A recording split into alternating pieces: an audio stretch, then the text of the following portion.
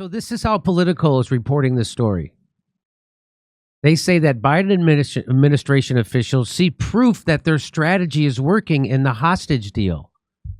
Some officials say the agreement is vindication, while others insist it was just a necessary move at this point in the war. Are you kidding? You want to know why they really didn't? Biden meant to fall up the stairs.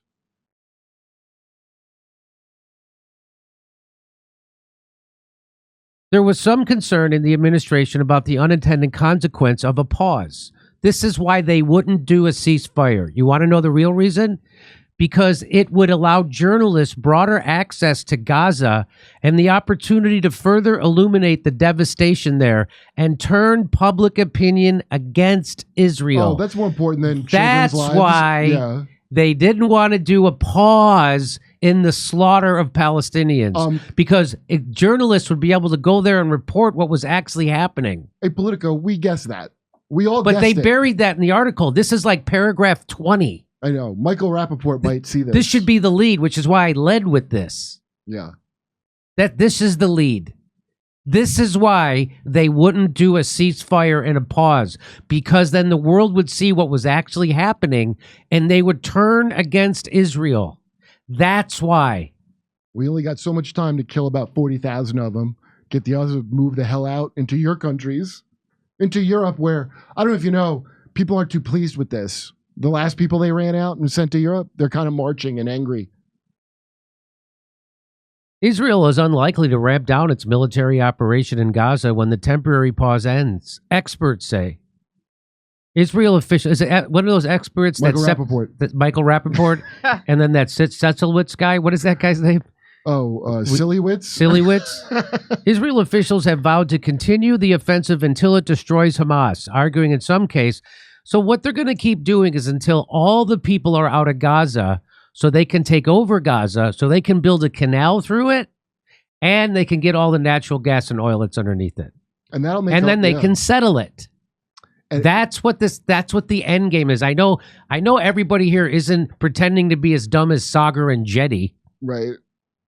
Everybody gets see what's happening right in front. You see the pretzel that guy twists himself in? It's called a think tank. It's called a get in think the tank and start thinking how to make this work. That's right.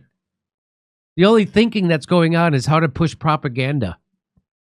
Yeah, no, you can see on his sweet, sweet face when he knows he's not telling the entire. You could see it on him. Yeah, Crystal's like better, like guys, and she just say it, And Kyle's just there's nothing there, but you could see on Sagar's face that it's a little rough to have to say these lies. Back home, Biden has resisted calls from his own party to endorse a ceasefire and condition for military aid for Israel, even though his stance is hemorrhaging support from younger voters heading into 2024 presidential election. And why doesn't he care? Because the people who really run this country are not the politicians. The real people who run this country are the people who control, the billionaires who control the politicians. And the billionaires who control the Democratic Party are very similar, if not the exact same billionaires who control the Republican Party. And they don't give a shit if a Democrat's president or a Republican president, as long as it's not Trump. Because Trump won't do their foreign wars in the exact same way they want him to. And it's hard to sell foreign wars with the guy you've said was a white supremacist. It's hard to sell those wars back here at home with the guy bombing brown people who you said was a white supremacist. So that's why the billionaire class wants to do anything they can to get rid of Donald Trump, because it might fuck up their foreign wars. Even with Fareed Zakaria. Even with Fareed Zakari doing his damnedest, to say it's a good job, Trump is still going to be a loose cannon, the thing he shouldn't be, and blurt out we're stealing the oil. And then the young Democrat voter might hear it and go, but I thought we were the good Obama people.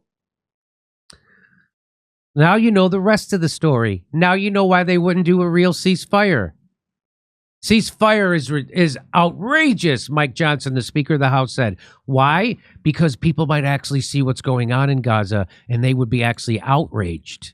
I think a lot of them kind of, if Wolf Blitzer had to see it, I think more people maybe saw it. Yep. If a dunce like Wolf Blitzer had to take it in. That's right. Hey, come see us doing a live stand-up show. We'll be in Burbank, California, Oxnard, California, Venice, California, Palmdale, California.